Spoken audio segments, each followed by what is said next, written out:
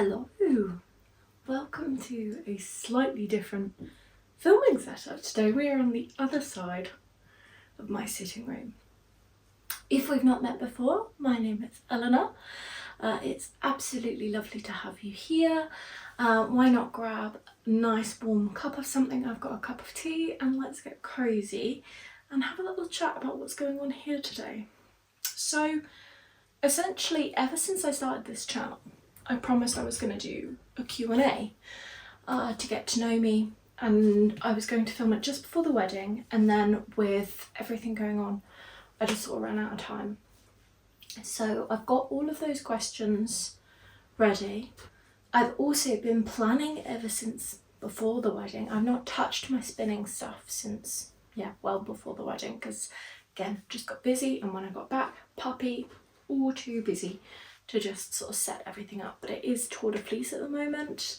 I've been seeing so much exciting spinning content that I just wanted to get my spinning wheel out, have a look at Fibre prep, and just get a little bit of something done. So I figured, what better way to carve out the time to get both of those things done than to do a little bit of a sit and spin Q&A. So I've got all of your questions, and I'm going to sit here and prep some fibre and then spin some fibre whilst I answer your questions. Before the wedding, I was working on this spin, which is a beautiful sort of golden caramel brown alpaca, and I would really like to get a decent amount of this made before we come into the autumn season. So with my spinning, I've not actually knit anything with the spinning, and I've not made enough decent quality yarn to make anything out of. So my main goal is to make enough to maybe make a little scarf or something. It doesn't have to be a whole sweater's quantity at this point, but I want to make enough to make something out of. So I've got one bobbin full, and I'm going to try and do another bobbin today and then see where we get to. I might not get a whole bobbin spun today, but if we can get back in the swing of it, that would be lovely. I had some maintenance to do on my wheel because my cats keep biting this like plastic line that is the brake band. They keep biting it, and so I replaced that today and got it all sort of back to working order, even if it is covered in cat fluff. So yeah, I figured let's just go ahead and do it. So I'm going to pull up some of the questions. So if you see me looking at my laptop, that's what we're doing. We're pulling up questions. So the first thing I'm going to do whilst I sit and answer some questions is I have this new drum carder. So I'm going to prep some fibre so that we can spin. So the first question I received quite a few times in various different forms, and that essentially was, what do I do for work? This is a slightly complicated one to answer really, because this year has been a year of change for me in my career, I would say.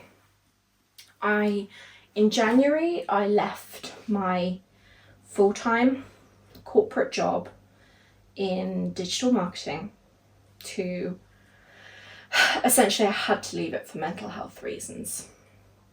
And the goal has been to set up as a freelancer doing any creative work that I find interesting.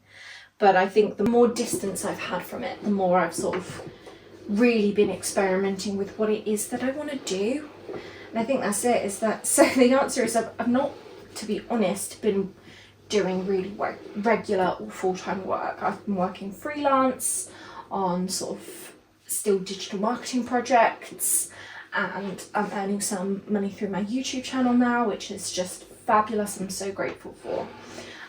Essentially, I've had these last few months of kind of discovery in my career, of working out what it is that I want to do. Because I think what I thought I was going to do when I quit to go freelance, I realised I was just doing what I was comfortable with, not what I actually wanted to do. So I think I want to teach classes. I want to carry on doing social media. I want to hopefully have a small business of handmade things. And at the moment I am currently doing a qualification in tech editing, which is something I'm really passionate about because I've always been quite a sort of mathematically minded person as well as a creative minded person. And I feel like with tech editing, that really sort of scratches both itches, the creative side and the mathematical side, and sort of English grammar. I did a lot of editing in my previous job, which is something I've always enjoyed. So yeah, just sort of applying that to tech editing and it being something I can do working from home, because I think part of the reason I ended up having to leave my full-time job was as I've sort of been pursuing a diagnosis in neurodivergence, I've sort of realised actually how difficult I find it to work in a normal 9-to-5 job. I really, really struggle with my focus and my motivation and generally mental health. So that's a really long answer, but essentially I've had a short break from formal employment for the last few months due to my mental health. And then also just getting married and having a house and a puppy meant it's taken a lot longer to sort of get set up in a freelance capacity than I thought it would. I feel like I've not spoken about it a huge amount because I feel very fortunate and privileged to be in a situation where I can take a break, and that is because I saved up a lot while I was working corporate and now there's less sort of financial pressure.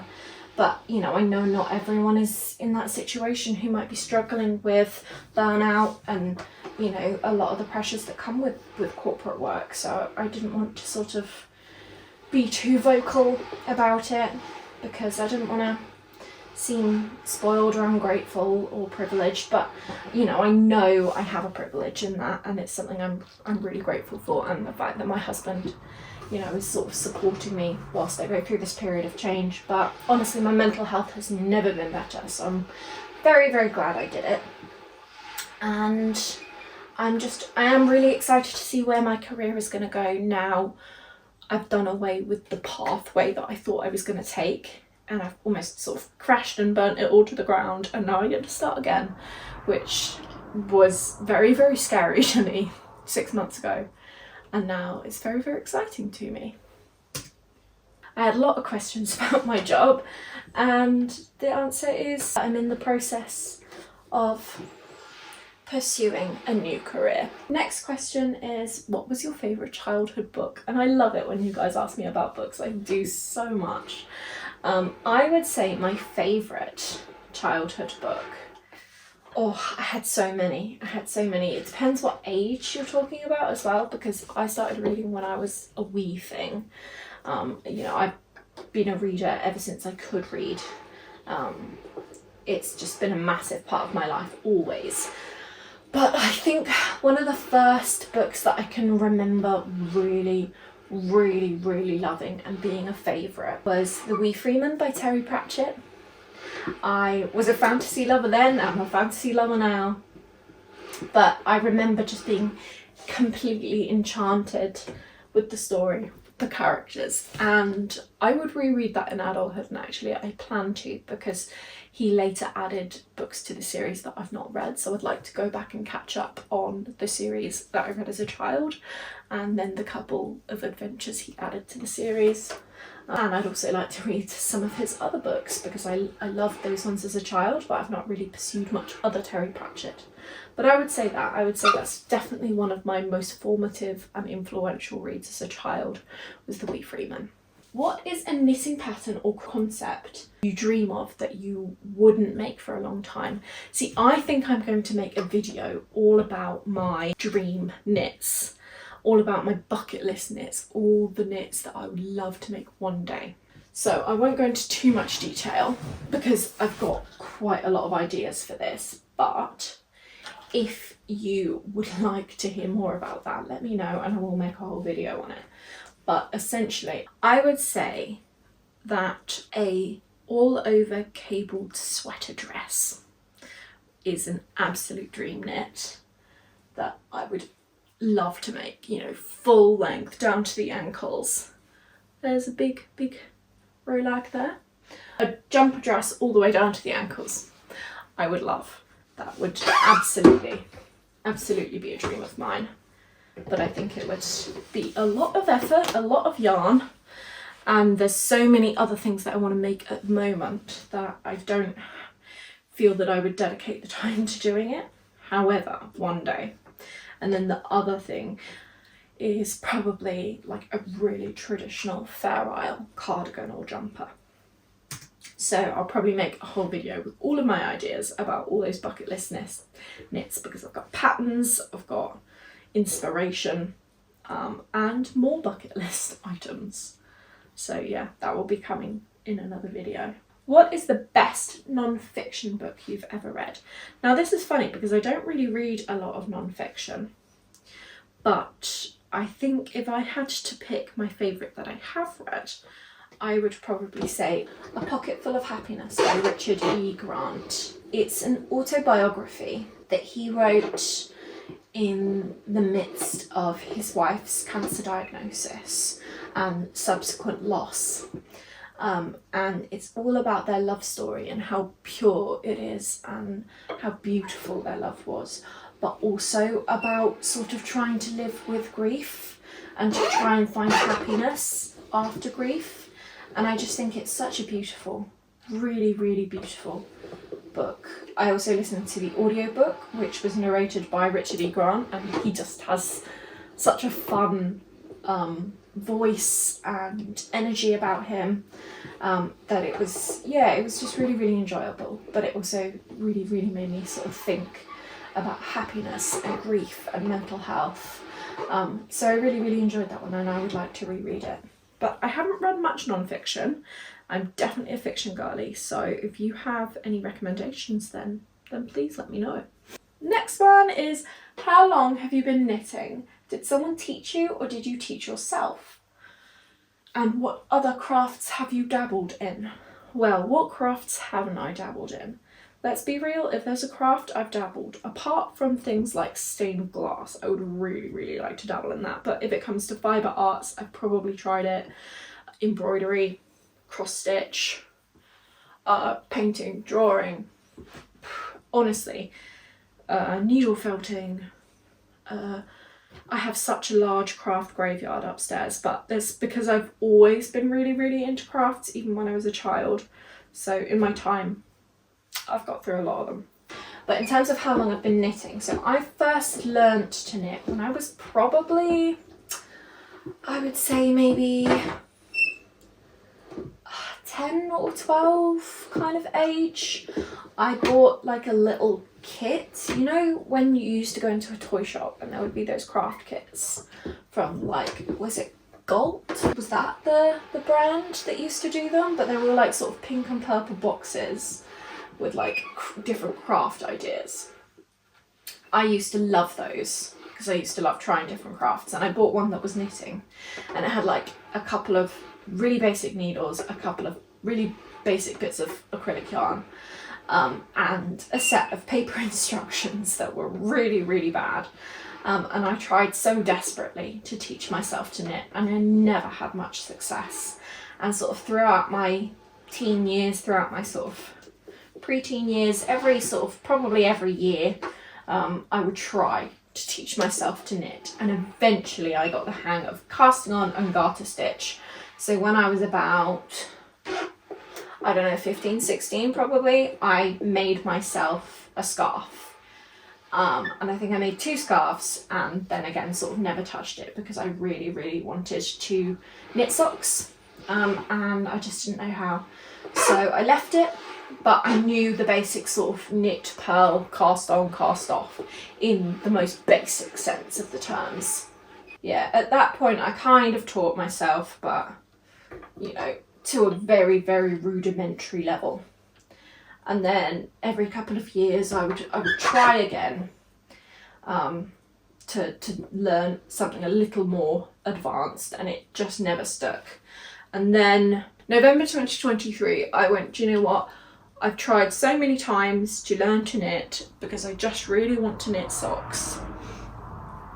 And I've not had any success. So I'm just gonna commit. And I did more research about what yarns to buy, what supplies to buy, actual patterns of how to knit a pair of socks. And I taught myself again. Because there was a lot more YouTube by that point and I had a lot better access to it. So yeah, I taught myself to knit. When I was, how old was I at that point? 20, how old am I now? 28. So I was maybe 26. Yeah, so I've only been seriously knitting for the last, not even 2 years, but I taught myself the very, very basics when I was a child. What is your favourite pattern designer? Now, I would say I've probably not knit enough patterns from the same designer to have a specific favourite, but if I had to say, it would be Rebecca Clow from the Crayabea, just because I think her attitude towards accessibility, inclusivity is just incredible. I think the way that she does her bumper patterns, where she gives you so much choice and advice on how to sort of be creative with her patterns and make them your own, I think is just a really great ethos when it comes to being a designer. And I think if I ever design one day, which is something I'd love to do, I'd really like to take a leaf out of her book. So I would say I'm incredibly inspired by her creative practices and her process and her attitude as a designer, and that probably makes her a favourite more so than any knitting patterns, even though I also think her knitting patterns are fabulous. But because of that reason, when it comes to, you know, a basic, I would always rather buy one of her patterns than someone else's, because I know I'll get so much more out of it if I've got, you know, a cardigan, a jumper, a vest, and then different textures and different fit options. I know I can, you know, make them work for different people, knit them multiple times with different effects, and I just absolutely love that. So yeah, she's my favourite. What other crafts or hobbies are you into? So as I said, a lot of them. My main two are knitting and reading, and that's why we're talking about them on this channel. I'm so distracted whilst I'm doing this that I'm not doing a particularly great job, but to be honest, this fibre needs so little prep that I'm just kind of winging it. Yeah, my main favourites are reading and knitting, but I also love to paint and draw. I'm a watercolourist, and I'm particularly inspired by architecture and historical architecture and art, ancient Greek sculpture, all those sorts of things. I love to paint sort of doorways and forgotten historical features on buildings, and yeah, just anything that sort of catches my eye really. I also like walking. I love to be outside. I'll be outside as much as I can, gardening. So I'd say those are the things, you know, I spend a lot of the time doing really. I would say I probably have more hobbies than I have time for. So I kind of end up going through phases and limiting it to a couple of things that I'll be obsessed with. I also love sewing, quilting, yeah, a bit of literally anything and everything really. What is your favourite thing you have knitted so far? Now I find this difficult to say because I know that my favourite things that I will knit in life I've not made yet, because I definitely have a thing when I start a new hobby that the first few things I make I want to move on from quite quickly, because my skills will have improved already by the time I've finished something. So when I finish something, I already know that I would do things differently if I did them again. And I feel like that's why I have so many unfinished projects, because I'm like, oh, if I redid this, I'd use a different fibre, or I'd do this differently, or I know I could do it better. It's not great when it comes to that, but I would say my favourite thing I've knitted is my Tombow tee by Florence Miller, that was knit in a hand-dyed yak silk merino combo, because it is just the most luxurious feeling thing that I've knit thus far. The fit is beautiful, and it's the thing that when I wear it, I feel most proud of. Even if it's a really simple pattern, I love the fibre choice. I love, you know, basically everything about it, really. But I feel like I have many more favourites to come. I just need to finish them. What is the thing that makes you ridiculously happy? I'm talking truly giddy. This is such a nice question, actually. Anytime I make a craft and it turns out the way I wanted it to, I feel such a sense of joy. But other than that, I feel like maybe animals. I remember going to a small farm with like a bit of a petting zoo, literally like a year or two ago, and there were all these children surrounded by bunnies, and I was just one of them. I was one of the children. I had such a childlike glee. And when we went on holiday, there were goats that we kind of made friends with. Then I have my cats, I have my puppy. But anytime there's a cute animal, I just turn into such a little child. You know, when I see like lambs in the fields, or even like a nice bird when I'm out in the garden. There's a little tiny wren who visits my garden basically every day. That makes me really properly giddy. So yeah, cute animals definitely is my thing. It doesn't really matter what they are. If they're cute, I just turn into a little child. Okay, I feel like I have enough to be getting on with here. So I feel like it's time to start spinning. Which is your favourite piercing that you have? Like if you had to get rid of all of them and start over, which would you start with? Ho ho ho. That is a hard one. That is a really, really hard one. If you don't know, I have 22 piercings. Let me see if I can show you, like my ears up close. If not, I'm sure I can insert some pictures. See, one of my favourites is my rook piercing in here. But I feel like if I didn't have a piercing on my nose, I probably wouldn't feel like myself. But my ears are my pride and joy. That's so difficult. That is just such a difficult question. Like, where would I start? And like, what is my number one favourite? So I feel like my number one favourite maybe is my rook. Or maybe my conch. But I feel like if I was starting again, I feel like I would have to start with my nose, because I just wouldn't feel like myself. Because I feel like these ones, a lot of people don't even notice I have ear piercings, but it's quite hard to notice that quite hard to not notice that I have nose piercings. If you guys have any piercings, let me know, because I would very, very much like to hear what you have, or if you have any plans to get any, because I definitely have plans to get more. This is something that I absolutely love doing, and I don't think will ever change. Right, as I said, I have not spun in a little while, so it might take me a moment to get all the tension right and everything. Alpaca is genuinely quite hard to spin with, so why I've chosen this as one of my first main spinning projects, I just can't tell you. It doesn't make a great deal of sense. How did you meet your significant other? Oh, I'm so glad someone's asked this question. I feel like we have a pretty good story. So I met William when I was about 17 at a mutual friend's party. So my sort of best friend in sixth form college was his childhood best friend. So when my friends sort of started having parties, gatherings, when we were like 17, I think he was 18, I was 17, we didn't go to the same school, but my friend who I did go to school with would always invite him to the parties.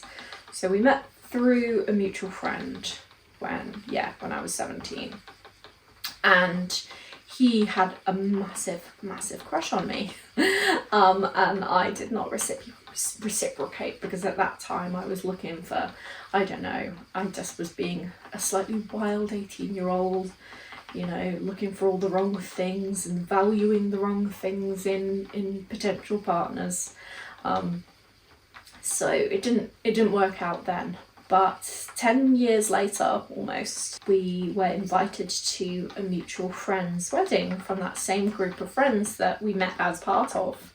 And there, we'd sort of gone away. I'd gone to uni, he'd grown tall and grown a beard. No, but we'd sort of grown a lot as people. And sort of picked up right where we left off, and it felt so comfortable. And yeah, this time there just was that spark, and it didn't take us long from that point, from sort of re-meeting, to realise, I think, that we were meant to be. And yeah, we just picked up really quickly from there, and then we were engaged within, I think, about 4 months of re-meeting. And that's because obviously we'd been friends for years, even though we'd sort of lost touch in the recent years. We knew each other really well, and then it just had to sort of click in that romantic way, and you know, here we are, however many years later, married, and yeah, it's been wonderful. The next one is, what part of East Anglia do you live in? Obviously, I'm not going to go into super specifics for safety reasons, but I live in Suffolk, and I live kind of towards the coast of Suffolk. I grew up right by the coast in Suffolk, and I came back here after uni and have now settled down here with my husband. I love it here. I couldn't imagine living anywhere else. Originally, I think when I was like 18, I thought I was going to go off and move to the city, but I'm just such like a countryside little cosy cottage girl that was just a very crazy thing to think. So now I live slightly inland from the coast, but you know, still very easy to get to the coast, and there's sort of foresty areas everywhere. Surrounded by farmland, right in the middle of the sort of farming communities of Suffolk, and it's beautiful, it's lovely walks and birds and wildlife. Yeah, it's really beautiful around here. I think Suffolk is underrated. I think it's a pretty great place to live. What patterns do you recommend for not a beginner but also not an intermediate knitter, like a first sweater or first lace garment? I would say I really enjoyed, when I was a new knitter, knitting the sweater number 18 by My Favourite Things Knitwear, because it has a fairly simple construction. It's a drop shoulder, oversized, cosy sweater, but that sort of knit pearls with the garter ridges is just enough sort of texture to keep you interested, rather than, you know, just knitting really basic constructions. But if you're not feeling up to tackling like colour work yet, or a really intricate pattern, or a complicated construction, you just want something that feels a bit more meaty, then that one's really good. I really enjoyed working on that when I was a new knitter. Were the people around you supportive when you quit your job? Did they understand? I've been so lucky that they did. I think people around me have seen me sort of struggle mentally for the sort of 5 years that I was working in the corporate world, and how much sort of pressure it put on me, and how much I just did not enjoy that environment. The level of anxiety that I had from trying to sort of make myself fit into a corporate box when I really didn't understand the people around me and what was expected of me, as well as, you know, the environment of the company was really poor. So I was not treated very well, and neither were any of my colleagues really. So I think when I finally quit, it was a bit of a long time coming. I'd intended to quit for, you know, a couple of years, but I just struggled to find any other job I'd want to do instead. And now I realise it's because there's no corporate job I would want to do instead. So I sort of let myself just be comfortable in this really uncomfortable situation that was really making me suffer mentally. So I think everyone was really happy to see me leave. Even if the sort of finances were a worry, but I think at some point you just have to leap, and you know, for me, cutting back on certain spending in order to regain control of my mental health was worth it. So I think everyone around me really did understand that, and I was very grateful to have all that support. Do you try to live sustainably? And if so, how does that impact your crafting, reading, etc.? I do. I think I'm not perfect. I'm definitely not perfect, and we've all got more that we could do. But I definitely conscious of environmental impact of things that I'm doing. So for example, we live in a cottage that is off mains drainage, so we have our own septic tank, and this means that we can only use environmentally friendly, like non-chemical products for cleaning that go down our drains. And I think that's made me a lot more conscious of the chemicals that are in a lot of the cleaning products that we use. And I'm a lot more conscious now to check whether there's any harmful chemicals in anything that I might be putting down the sink. So I think that was something that I did out of necessity, but now it's made me really realise impact. I think in terms of crafting, I really do try to not support overconsumption. You know, my yarn stash is a reasonable size. However, it's all natural fibres, and I do not like to have more than sort of a couple of projects per season in stash, and I will only buy yarn if I know I have a project in mind for it. I won't just buy it for the sake of buying it, because I really don't like overconsumption and over sort of buying things just for the sake of it. So I'd say, and in terms of clothing as well, because I really like my fashion, but I buy mostly secondhand, and try to invest in good quality pieces of what I do buy new. So that's definitely a really, really important part of trying to live sustainably for me. And basically all the furniture in my house is secondhand, because I feel like there's so much out there that there is no need to, a lot of the time, buy things that are new, when there is so much that would otherwise end up in landfill that is really good quality stuff. What's your proposal story? Oh, I just love that you guys are interested in this stuff, because I really do like talking about it.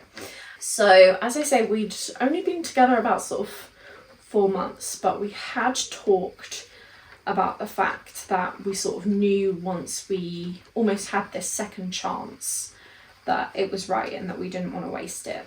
So we had talked about it, and I'd actually started looking at rings just to sort of, you know, make the implication. And I remember looking at some antique rings and going, oh wow, if we were ever to get engaged, this is the sort of thing I would absolutely love. It's so gorgeous. I was saying that to my sister-in-law, I think. And then my husband suddenly gets up and goes to the toilet. And when he comes back, I notice that the ring is now marked as sold. So I kind of knew something was coming. And then one slightly rainy, slightly grey January day, he took me for a walk to our favourite spot in the forest, except he was so nervous he couldn't make it all the way to our favourite spot in the forest. So basically, when he immediately set foot in the forest, he decided he was too nervous to wait any longer, and he did it then. And it was just, in this grey day, there was just sunlight that poked through the trees for the first time that day. And yeah, just he got down on one knee, asked me to marry him. I cannot remember what he said because I was crying too much. But I said yes. And then just after, a herd of deer approached us and sort of walked alongside us, and there were 2 stags, and it just was a really sort of beautiful, magical day. I really believe in sort of nature and the beauty of nature and sort of energies that nature brings to you when you sort of put that out in the world. I don't know, I don't talk much about spirituality on here, but you know, I do have a level of spirituality when it comes to nature, and so it just felt so magical and perfect and right, and I'm still convinced that herd of deer were paid actors. I love your bangs. How do you style them or get it looking so great? Well, thank you very much. I wish I had a magical tip for you, but my hair mostly just falls this way, which I know is not very helpful. But I have quite naturally wavy hair, So at first when I was looking at getting a fringe, people said to me, oh, it's just going to be a pain to style. But actually I find this so much easier than not having a fringe, because the like sort of bits at the front of my face would get quite wavy, but also really be in the way. So now they just sort of fall quite nicely. So what I do is I have a Dyson Airwrap, and when I wash my hair, I just use the like round brush attachment to set just a little bit of sort of flick so it sits in the right place and doesn't part weirdly, and then that's all I do. So, you know, if I didn't have an Airwrap, I would do it like with a hairdryer and a round brush, just to sort of set that like shape in place. And then, yeah, I just do that when I wash my hair. And that's about it. And if it gets messed up during the week, I just sort of wet it slightly and do the same thing again. And it's really easy. Since you have a lot of fibre, do you think you'll ever buy a spinning wheel? Well, hello, this is my spinning wheel. I guess this question, I think this might be the first time this has appeared on my channel. So I do have a spinning wheel. This is lent to me by a friend, so it is borrowed, but I think if she ever wanted it back, I would end up buying another one, because I really enjoy it. And I don't think I would get through all of this fibre if I did not have a spinning wheel. I think I would absolutely struggle if I was just drop spinning. What is considered your favourite amount of whips? See, this is difficult because I have far too many whips. I probably have about a dozen whips at the moment. However, I like to have maybe sort of 3.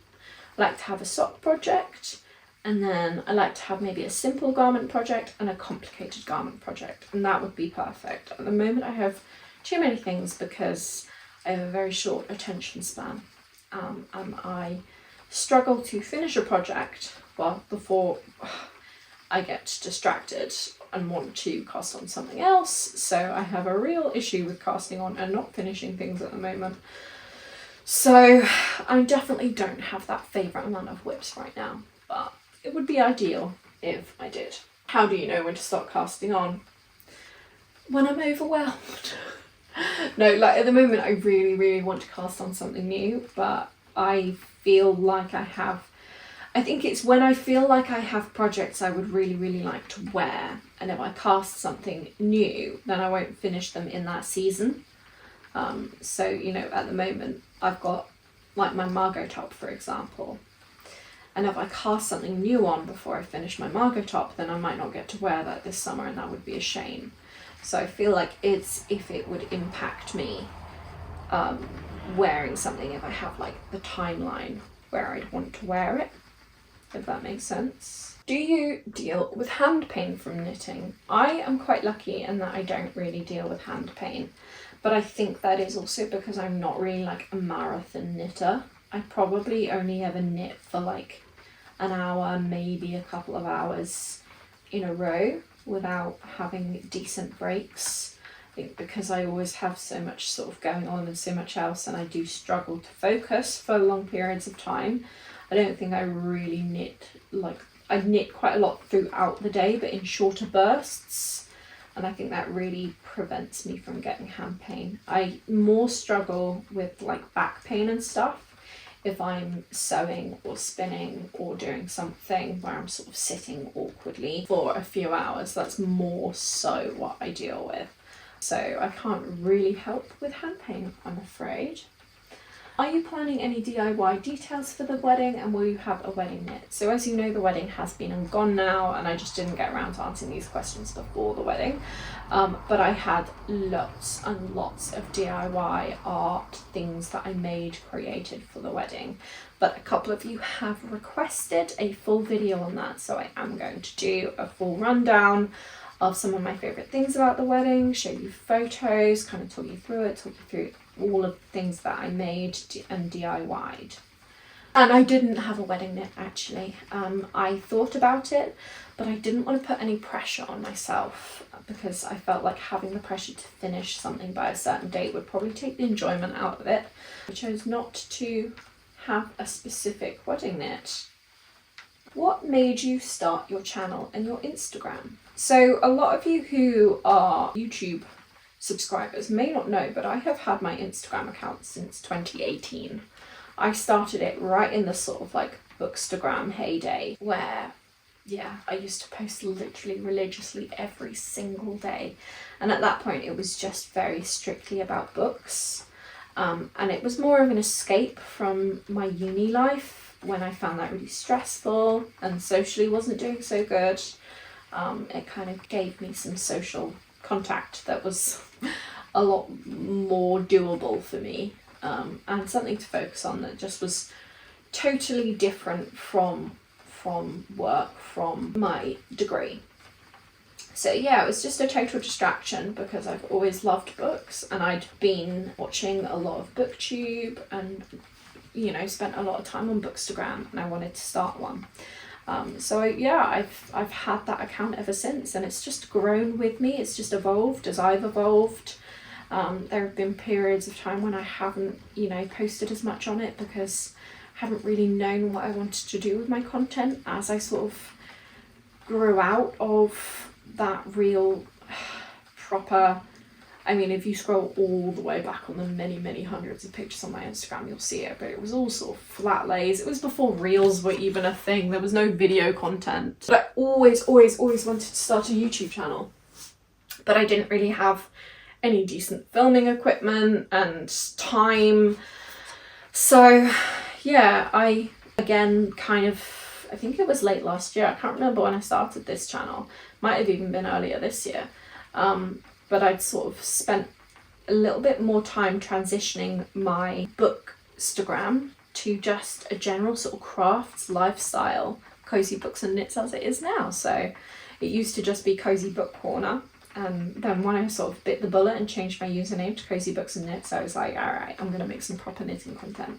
And I did. And as I said, I always wanted a YouTube channel. So I finally bit the bullet and made it, and I've been really enjoying it. So it's been actually been a really slow process in getting to where I am now, and it wasn't just sort of a sudden thing. But yeah, for the YouTube, I think starting something new was a real motivator, because I think I'd been a bit nervous to sort of post in the, you know, like a booktube in the Bookstagram space, because there were so many people who knew me that if it didn't go well, then, you know, or my videos were crap, then they would see them and they would know. But I almost felt like when I stepped away from that community a little bit, that I felt like some of the pressure was off, because I could access new people who didn't have any sort of ideas about what my content would or should be, and that they would just, you know, start coming along for the ride if they liked it. So I feel like it took some of the pressure off, which was really nice. Alpaca is a beautiful fibre, but it is not an easy one to spin. It is so delicate. And then the last question is, what is your favourite book genre? And this is, it's kind like, I have multiple genres I really like to read, but I would say my favourite was, it always has been and always will be fantasy. That's always the number one. I read quite a lot of crime, mystery, thrillers, but fantasy is the thing that I've always been most in love with, and I think I always will be. That's just, yeah, always been my thing. So that's all the questions. I hope this video hasn't gone on too long. I'm almost scared to look at the time that I've been recording for, but it's been so nice to just spin for a bit, because I just, yeah, it's something I've not done for a really long time, and it would just been meaning to get it back out. So thank you guys for giving me a reason, an excuse to actually commit to an hour or so of spinning. And this fibre is actually spinning out quite nicely. I was a bit concerned by my completely haphazard, not very proper way of prepping it at all, but it's coming together quite nicely. So thank you so much for joining me. It's been absolutely lovely to just have a little chat, and I hope this has helped you get to know me a little bit.